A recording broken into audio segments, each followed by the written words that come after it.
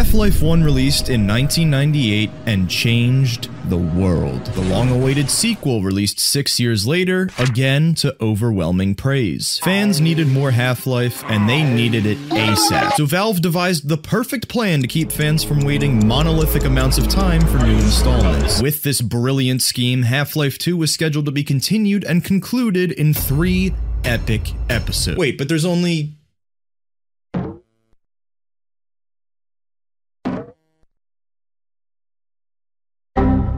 Oh, fuck. Before we get into all 3 episodes of Half-Life 2, because there's totally 3 episodes, I'd like to first thank you all for your incomprehensible support on the last video. Leave a comment for a chance to be featured in the next video, and my biggest thanks go to my patrons Stin, Dotman, Angel, The Foe 3, Papa Noob 345, Dominic, and my newest patron, Kevin. Episode 1 is all about completing one overarching objective: escape City 17. We did it, Patrick! We saved the city! And the episode kicks off right where we last left things at the G-Man's intervention at the end of Half-Life 2. However, the Vortigaunts also appear to save both you and Alyx, which does not please the Magic Man. We'll see about that.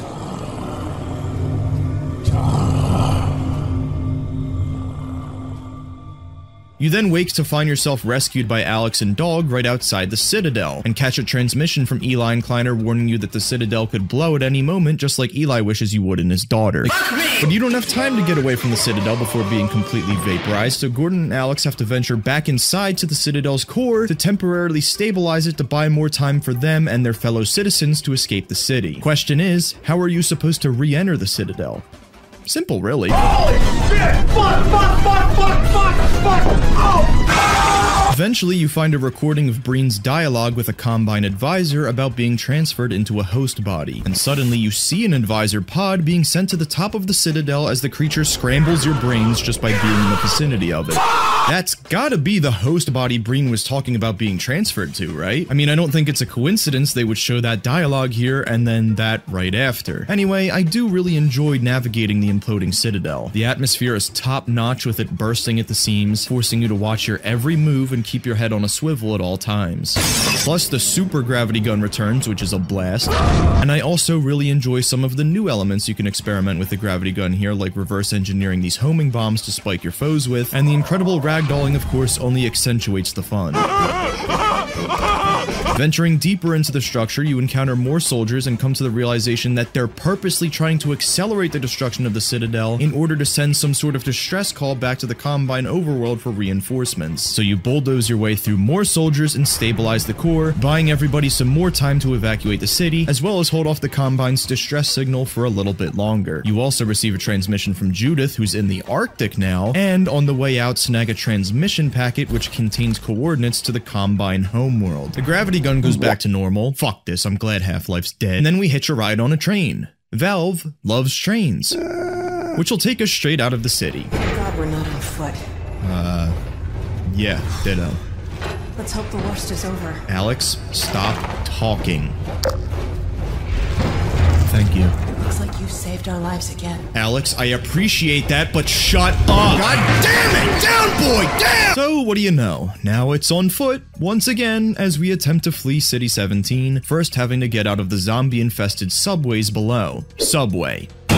Here, the gravity gun continues to take center stage, using it plenty as a weapon and clogging up antlion nests to prevent them from spawning. And you'll also be dealing with some old freaks and some new freaks. A Combine zombie. That's like a zombine, right?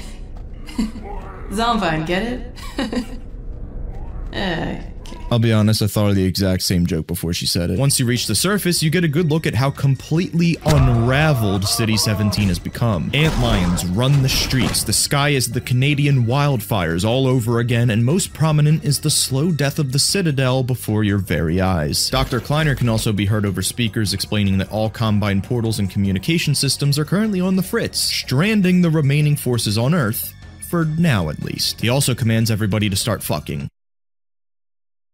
Yes, really. The more fortunate side effect of the reactor's destruction is the complete removal of the Combine's reproductive suppression field. For those so inclined, now would be an excellent time for procreation. Look, I know Kleiner's the one technically saying it, but we all know those orders are straight from Eli. Gordon, please, just come on, my daughter. You finally reach the evacuation site and look to safely escort as many citizens as possible during the Combine ambush, which goes mostly fine? Oh, shit. Okay, I guess we'll just move on without him, yeah? Woo! Good work, team. Last but not least, you and Alyx gun it for the train, but suddenly a Strider shows up. This final stretch is seriously great though, as this is easily the most tense Strider encounter in the series so far. I mean, it's only like the third one, but still, whatever. With nobody to help you, you have to sneak through these big containers and along the walls of the station, not just taking cover from the Strider and its various cannons, but also from Combine soldiers above, not to mention the mines everywhere. It's a super dramatic section and a perfect mix of stealth action platforming, and ultimately bringing the spider-like bastard down was rewarding as all hell. You're my new hero. The two of you board the train and finally make it out of City 17 alive.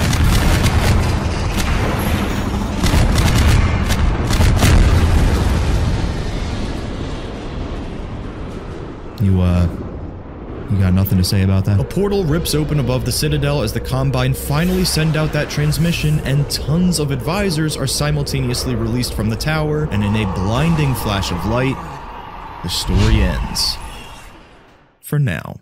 Look, honestly, there's not a whole lot that I felt I needed to say about episode 1, which kind of makes sense. If episode 1 is like the first act of this continuation of the story, then episode 2 would be act 2, and episode 3 would be non-existent. But there's really not a whole lot episode 1 adds or does too differently from the main game. Sure, there's a bit more focus on the gravity gun, but the only real big difference here is that Alyx accompanies you for the whole game, which is really nice because her involvement in Half-Life 2 definitely felt quite limited. But yeah, I mean, otherwise it's more Half-Life. What more can you really ask for? It does exactly what this section of the story really needs to do to continue things moving forward. But with that said, episode 2 is so much better. It's not even close. Episode 2 picks up with Gordon waking up on the derailed train and rescued by Alyx, but no dog in sight this time.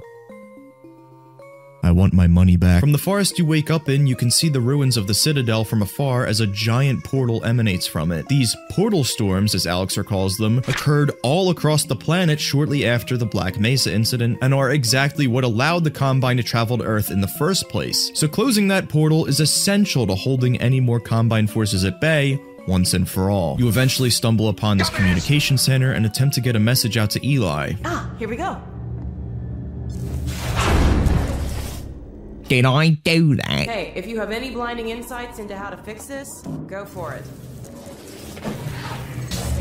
Not sure what I did, but it worked. Oh yeah, sure, fine, you did it, whatever. You get in contact with the lads at the White Forest Resistance Camp, and they explain that this portal is currently in the infant stages of becoming a super portal. And if it grows into one, it'll be the 7-hour war all over again. Luckily, that transmission packet we stole is the key not just to the Combine overworld, but could also be used to shut down the portal for good. So, the mission is clear. Let's get that transmission packet up to the guys at White Forest. What the fuck? An antlion approaches ready to feast on Alyx's corpse, but luckily a Vortigaunt saves her at the last possible second. It's been 10 minutes and I'm already liking this episode much more than episode 1. Alyx is in grave condition, so the Vort summons his brothers to help restore her health. Let us hurry, Freeman. Help awaits us in the mine. No! Actually, they really weren't that bad last time, so we'll probably be fine. Fuck! These aren't just any ordinary mines you'll be stumbling your way through. These are antlion caves, and they're filled with their larvae, which actually heal you if you squish them. It's very satisfying. There's even some new antlion variations here, which spit on you like the little slut you are. You eventually reach a small rebel outpost in the mines occupied by more blabbering oaf resistance members. Meet Sheckley and Tuco Salamanca. Here the Vortigaunt tends to Alyx, so until the other Vorties can convene with us, you just kick back and chill out with the guys for a bit. Hey, Doc. On your way here, you weren't followed, were you? Don't listen to him, Doc. We're on edge because this place is riddled with antlions. The Vort says, as long as we don't step on their grubs, they shouldn't hear us this far from the nest.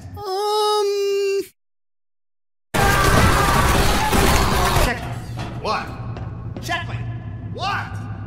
Forget it. What was the point of this interaction? These guys crack me up. I love them so much.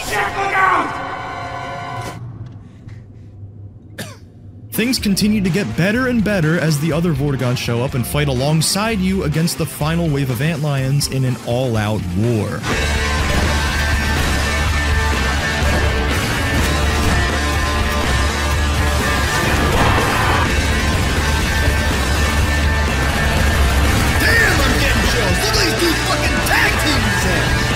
Finally, with the antlions subsided, we can attend to Alyx. With her injuries as severe as they are, however, the Vortigaunts require a deeper submersion into their vortessence, which can only be channeled with the larval extract. Oh, yes. The extract. Naturally, the other Vortigaunts will stay behind to keep Alyx stabilized while we venture off with one of the other Vorts deeper into the antlion caves to retrieve that precious secretion. This body is yours to command. Oh, I think you want my extract too. The Vortigaunts are seriously the best companions in the world. Is there a mod that allows you to play Half-Life 2 with one of them as a companion the entire time? Can someone please make that a thing if it's not already? Unfortunately, the two of you are forced to part ways as this elevator that goes deeper into the mines is out of order. The tension reaches a fever pitch here as you navigate the caves, all the while being hunted by an antlion guardian, which you can't kill, otherwise the extract is rendered useless, so your only option is to hide or run, which doesn't work too well.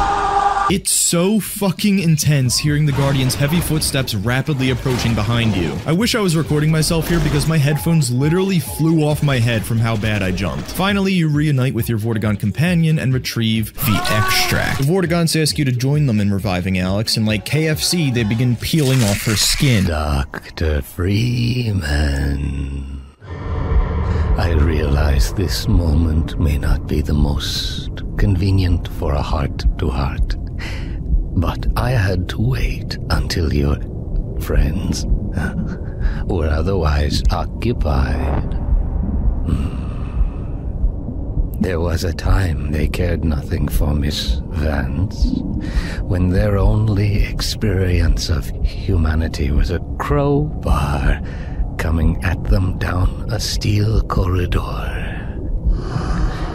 When I plucked her from Black Mesa, I acted in the face of objections that she was a mere child and of no practical use to anyone. I have learned to ignore such naysayers when quelling them was out of the question. Still, I am not one to squander my investments, and I remain confident she was worth far more than the initial appraisal. That's why I must now extract from you some small repayment owed for your own survival. See her safely to White Forest, Dr. Freeman. I wish I could do more than keep an eye on you, but I have agreed to abide by certain restrictions. Well, now, listen carefully, my dear. When you see your father, relay these words. Prepare for unforeseen consequences. This is easily my favorite G-Man scene in the whole series, because by this point it was established, okay, if you're gonna hear from him, it'll probably be at the end of the game, so that makes his appearance here completely unexpected, and the implications behind his appearance are more insightful and ominous than ever. Alyx lives. For now. But to what end? Good luck out there! Okay, Freeman. Be adequate. What the hell does that mean, anyway? I don't know. Sounds like something the Forge would say. You know, He's not wrong. Continuing to venture north, you begin to run into more of the Combine's treacherous forces, like the Hunters who ambushed Alyx earlier outside the mines. It's really cathartic to get a bit of revenge on them here. Not only that, but after multiple teases since the end of Half-Life 2, you finally have unveiled before you the infamous Combine Advisor. The creature showcases its impressive telekinetic powers, crushing a barrel. It also uses what seems to be its tongue to pierce through the head of a dead rebel. This apparently allows advisors to instantly learn any information a person carries with them. Right as the advisor is about to do the same to you, the Grub's pod erupts from the damage you did to its life support moments ago, and flees in an instant. Due to this encounter, a ton of the Combine's forces are attracted to your location, the most inconvenient of which being a Combine chopper. Since you brought that chopper in on your tail, you want to maybe help us take it down? Oh, with pleasure. Give sass, that's what you get, buddy. At long last, we have finally arrived at the White Forest camp, and I already want to leave. We make a pretty good team. Yeah, well, that's good, because, well, now that the suppression field's down, we all have to do our part. Dad? Can you blame an old man for wanting grandkids? Eli, take a cold shower already! You also meet Dr. Magnuson in person for the first time. He's another Black Mesa scientist and is effortlessly one of the most unlikable people I've ever met. I was just saying hello to Alyx and Gordon. Oh, fine. No one grants me a moment. We learn here that the plan is to launch a rocket much like the one launched in Half-Life 1 to close the potential superportal looming above Earth. We also meet up with Eli and Kleiner to decode Judith's message from the North Pole, and also encrypted into the disk appears to be the location of the Borealis. A vessel property of Aperture Science.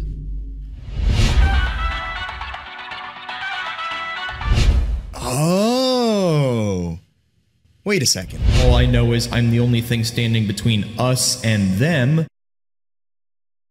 The way they interconnect Portal and Half-Life here is so cool. And to be able to put the pieces together like this now, having played Portal first, yeah. It's just really cool. I also love how Kleiner explains the Borealis lore like he's telling a fucking ghost story around a campfire. We heard their research vessel had simply disappeared, vanished, with all hands. And even part of the dry dock.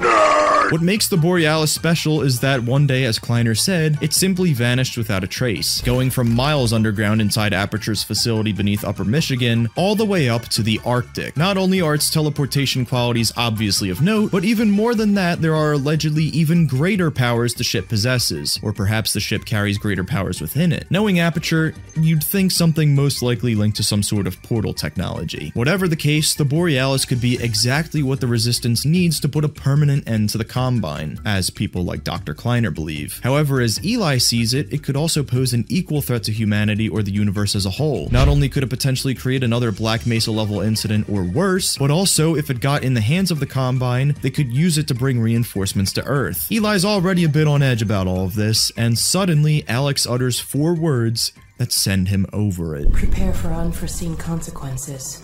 What did you say? Dad! Okay. It's okay. Just lean into me. Let's get you off your feet. Unforeseen consequences. The last time I heard those words was back at Black Mesa. You had just stepped into the test chamber when he whispered them in my ear. You know who I'm talking about. Our mutual friend. When he brought in that crystal, I knew I should have aborted that damn test, but I didn't. The whole world went to hell that day. And now he's using my little girl, putting words in her mouth. God damn it. I should have known when he rescued her it was for his own damn reasons. Gordon, there's so much I need to tell you. Between us, we may finally have a chance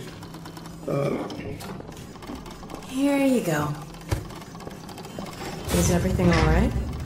There's nothing, honey. All right, people, change of plans. There is no way we can launch before those Striders are... Oh, excuse me if I'm interrupting tea time. God, he's such a prick. I love and hate him at the same time. We're in the final stretch now. If we let even one Strider hit our rocket, The planet is doomed. Dr. Magnuson introduces us to his ingenious new weapon to counteract the Striders, a giant Semtex. We call it the Magnuson device. Not my chosen label, you understand, but it seemed to please the personnel. Fuck off. The plan is to use the gravity gun to launch the sticky bombs at the incoming Strider army, and then shoot at the device to blow them to bits. Sounds simple enough. Okay. Maybe not. This last mission here is quite a bastard. In a good way. It's pretty challenging and a very climactic ending, as it feels like the Combine's last desperate push to stop humanity. In the end, of course, good prevails as you fend off the horde of Striders and Hunters. I feel compelled to thank you personally for saving my rocket. So, thank you. Alright, dude, geez, what do you want to fucking kiss? So we've held off the Combine army for the meantime, have a helicopter waiting for us to take to the Arctic to rescue Judith and see what the Borealis is all about, and the launch of the rocket was a success. The super portal has been neutralized. Things are going the best they've gone in a long time. I don't like it. Gordon, thanks for everything you've done. For Alyx. For all of us. Oh, I don't like the sound of this. I couldn't be prouder if you were my own son. Oh, I really don't like the sound of this. I just wish all this didn't have to fall on you, Alyx. Your mother would be so proud. Eli, no, stop talking like that. Yup, that's it. That's the kiss of death. Dad! Gordon! Help!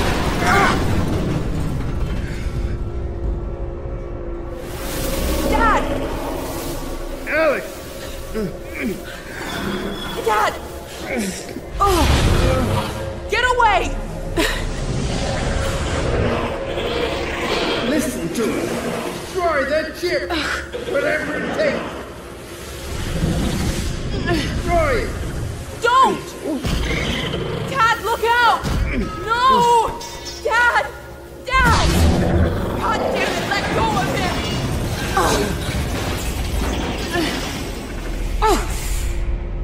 Oh my God! I love you, sweetheart. Close your eyes, honey. I love you, Dad! Don't look! No! Oh my God! No! No! Gordon! No!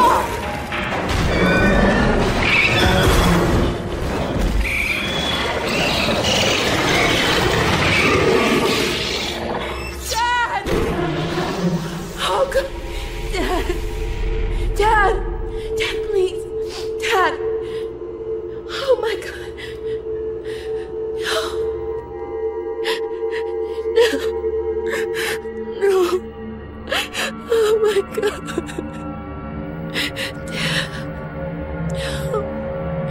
Don't leave me!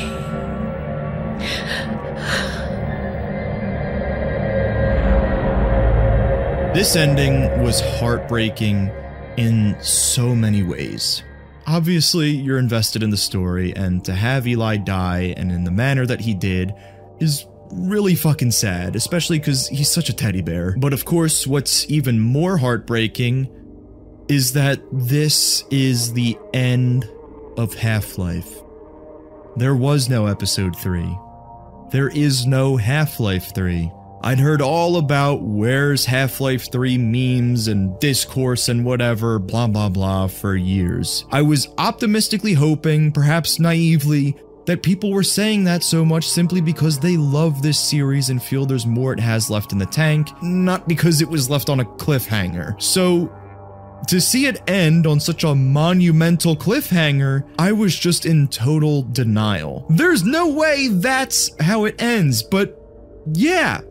That's exactly how it ends. Granted, 13 years later, Valve released Half-Life Alyx, a virtual reality prequel to Half-Life 2, where the only part of the game that actually continues onward from Episode 2 is the ending. I'm not gonna get into it because I don't want to spoil it for those who haven't seen the ending or played any of it yet. Personally, I looked up the ending as soon as I was done Episode 2 because I was on the fence about if I'd ever even play Alyx or not, and I just wanted to know, is this ending gonna give any sort of inkling that Half-Life 3 may be finally coming? So, without spoiling anything, all I'll say is you're left with even more questions. And 4 years after the game's release, there's been no word on if we'll be getting any answers to any questions, old or new, anytime soon. So, where is Half-Life 3? Yes, I've said it, we've come full circle. There's a lot that goes into understanding why we are where we are at the moment, so I apologize if this is a lot to follow. We're gonna go into a bit of an iceberg, and no, that actually wasn't supposed to be like a pun about the Arctic. About 6 months after Half-Life 2's release, Valve announced they would be following up Half-Life 2 with a project called Aftermath, and the next year announced they were renaming it to Episode 1, planning to wrap up Half-Life 2's story in a trilogy of episodes, releasing 1 episode per year. However, even following the release of Episode 2, Valve was very quiet about the precise future of Episode 3. Granted, there's plenty of interviews featuring Valve President Gabe Newell, aka Gaben, seen claiming that Valve still intends to wrap up this trilogy of episodes before reevaluating their approach to making games and the future of the Half-Life franchise as a whole. We're going to be running this experiment on episodic content through Episode 3, and then we're going to sit down and say, so we had Episode 1, which was a little bit shorter, Episode 2 that's longer, came as part of the Orange Box with TF2 and Portal, and whatever we end up doing with Episode 3. But as years passed, with still no Episode 3, the future of Half-Life became more and more uncertain. Can you tell us anything about when we'll see Episode 3? I'm not saying anything about Episode 3 or the other things that we haven't talked about. I got nothing to say about Half-Life. Well, it's not dead anyway. I have nothing to say about Half-Life. Hey, is that about ready? These things, they take time. So what happened? Why did Gabe go from working on Half-Life to working at the Skyforge? On the same day of Half-Life Alyx's release on March 23rd, 2020, IGN conducted an interview with level designer Dario Casali, a Valve employee since 1996. There's no singular reason why Episode 3 never came to fruition. It's really a web of issues that all come together, and at the core of it all, I believe comes down to this. Valve is maybe too ambitious for their own good. After working on Half-Life 2 for 6 years, we decided we didn't want to go dark for so long. That's why we started doing the episodes where we thought, well, we have the stable technology now, we understand the characters, we understand the story, we have most of the mechanics, let's just bite off little chunks and then release more often. And sure, Episode 1 was a success, but even so, Valve couldn't help themselves and pushed to make things bigger and better, despite these projects intended in the first place to be more readily available. We found ourselves creeping ever forward towards, well, let's just keep putting more and more and more and more stuff in this game because we want to make it as good as we can. And then we realized these episodes are turning more into sequels. And hearing that, it makes a lot of sense why Episode 2 feels so much more jam-packed than Episode 1. As I said, Episode 1 made some minor additions, but all in all was a pretty by-the-numbers continuation of Half-Life's story. There's not a whole lot from it that I feel super strongly about. Episode 2, on the other hand, introduced several new Combine forces, characters. If you pull this off, I might just forgive you for that debacle at Black Mesa. You know the one I mean. Involving a certain microwave casserole. My favorite part of this is that he's dead serious. Featured much more diverse and refreshing environments, and added a lot more lore. In another interview IGN conducted with Gabe Newell and Half-Life Alyx programmer and designer Robin Walker, Gaben said, Half-Life games are supposed to solve interesting problems. Dario Casali similarly stated that they were looking for what is going to make that next big impact after Episode 2. But no matter what, whether it was Episode 3, Half-Life 3, or even the scrapped Ravenholm game, Valve just couldn't quite conjure up anything they were truly proud of. This is why it's so important to understand just how revolutionary each Half-Life title was. The incredibly interactive environments and advanced NPC AI changed not just the FPS genre, but revolutionized the whole idea of just what games could be because every choice you made had an equal and opposite reaction. You'd be sitting in a design review and somebody'd say, that's not realistic. And you're like, okay, what does that have to, like, explain to me why that's interesting, because in the real world, I have to write up lists of stuff I have to go to the grocery store to buy. And I've never thought to myself that realism is fun. I go play games to have fun. And so we had to come up with some notion of what fun was. We knew it was an ad hoc definition, and it was the degrees to which the game recognizes and responded to the player's choices and actions. If you shoot at a wall, there have to be decals. If you kill a bunch of Marines, the Marines have to run away from you, right? You have to have this sense of the game acknowledging and responding to the choices and actions and progressions that you've made.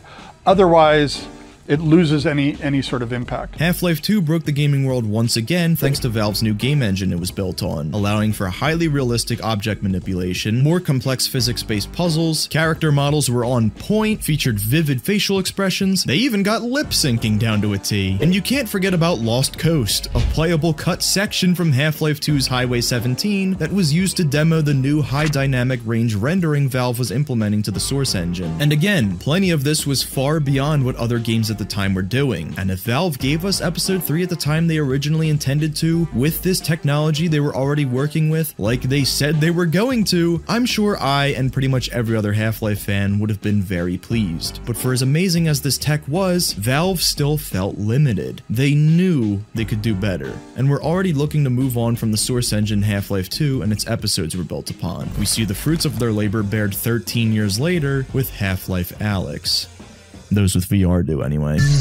Take over blast control, world government. Half-Life Alyx, 4 years after its release, is still widely regarded as one of, if not the best virtual reality gaming experience. And I don't think I really need to explain why VR is a big deal. Plus, it was built on Valve's new Source 2 engine, the development of which was a big reason for the endless delay of Half-Life 3. The Source engine Valve worked with on Half-Life 2's prior episodes wasn't able to fulfill ideas the team had for episode 3 to their fullest potential, and this was the crux of the issue for Valve. They didn't think episodes 1 and 2 brought much innovation to the table that Half-Life 2 didn't already. So if they had the Source 2 engine now, the technology's clearly ready, why make a prequel? Why not make the proper Half-Life 3 everyone's been clamoring for? A big reason for the abandonment of Half-Life 3, I believe, also has to come down to the story. I could be wrong, I haven't seen much online indicating this, but it just seems like Valve was never able to come up with a conclusion to the story that they were truly satisfied with. However, in 2017, not long after departing from Valve, the head writer of Half-Life, Marc Laidlaw, cryptically dropped Epistle 3, a letter from the point of view of Gertrude Freeman, used to divulge some of Laidlaw's ideas for what Half-Life 3 could have been, but never was. However, Laidlaw claims that Epistle 3 holds about as much weight as a fanfic and was nothing more than a gender-swapped snapshot of a dream I had many years ago, and according to him, was never officially planned to be the story, but for all we know, he's a dirty, stinky liar. Nevertheless, it's a fun little thought experiment, and it's interesting to wonder how things would have all come together in-game had this been the story for an official product. The original text is a bit girthy, so I'll just quickly give you the gist of it, and for clarity's sake, names of characters and locations have been adjusted to fit the Half-Life universe. Gordon, Alyx, and a militia of Resistance members head to the Arctic to rescue Judith and uncover the Borealis. However, on their way, some mysterious forces brought down their helicopter. Venturing onward through the tundra to the supposed coordinates of the Borealis, the Resistance is instead greeted by a fortified Combine nightmare. Suddenly, what seemed to be the Borealis slowly flickered in and out of existence. The coordinates provided by Mossman were not where the legendary vessel already was, but where it was expected to appear next. Alyx and Gordon are captured by followers of the late Wallace Breen, whose consciousness was revealed to have been transferred into a choke. The grub fears Gordon, recalling the fate of its original body, and you have the choice of putting the new Breen out of his misery. Eventually, the duo find Judith, and Alyx blames her for her father's death. Looking to carry out her late father's wishes, Alyx looks to destroy the Borealis while Mossman seeks to use it to aid the Resistance. In a struggle soon after, Alyx kills Judith, and she and Gordon arm the Borealis, creating a time-traveling missile headed straight for the heart of the Combine's command center. Suddenly, the G-Man appears and abducts Alyx, leaving Gordon to die aboard the ship before he's saved by Vortigons and transported to a shore in the distant future. Expect no further correspondence from me regarding these matters. This is my final episode. Yours in infinite finality, Gordon. Jesus! It's pretty funny to think about because, hypothetically, if this were episode 3, people would still be asking where's Half-Life 3 considering it's another massive cliffhanger. But since the story's publication, Laidlaw has gone on to show remorse for releasing it in the first place. I was deranged. There's really no other explanation. I think it caused trouble for my friends and made their lives harder. It also created the impression that if there had been an episode 3, it would have been anything like my outline, whereas in fact all the real story development can only only happen in the crucible of developing the game, so what people got wasn't episode 3 at all. Epistle 3 wasn't the only fanfic Laidlaw posted online, as years prior, he ran an account called Breen Grub. This rabbit hole never fucking ends. The account posted a series of tweets from Breen's perspective adjusting to his new host body, including exposing that the advisors were just another species subjugated by the Combine, much like all the other species who were a part of their forces. This is something I didn't want to cover until we got to see more of the Combine's forces, but yeah, get this. Every Combine enemy you see is some form of another species they conquered and subjugated to be part of their army. So none of these guys are actually native to whatever the Combine homeworld is. As we know now, the Hunters, Advisors, Striders, and even gunships are all bioengineered creatures, also known as synths. Well, now I'm in the same boat as the rest of you miserable fucks, just hoping and praying that we get Half-Life 3 at some point, and honestly, I think we will. I'd be shocked if a true continuation wasn't already in the works, even if we haven't heard about it. You don't bring this franchise back in the fashion that you did after over a decade to not finish what you started. And I think virtual reality helped Valve gauge a better sense for where they want to go with Half-Life in the future. It'd be a real shame if this legendary series never got a proper conclusion. But with that said, it'd be an even bigger shame if the franchise were to come back and be fumbled at the very end. So Valve, continue to take your time, and know that whether it's fans since the beginning or newcomers to the franchise like myself, we'll be waiting. We'll be here when you're ready to change the world once again.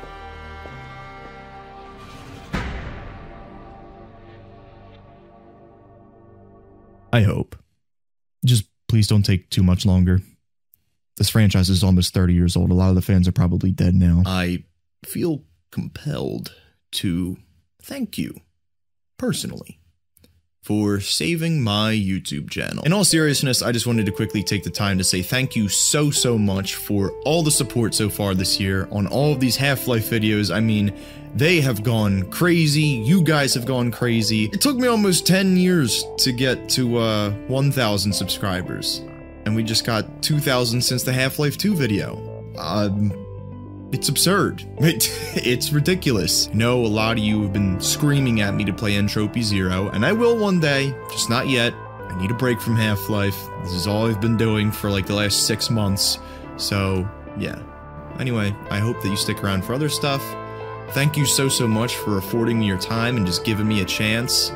And I will see you guys again soon.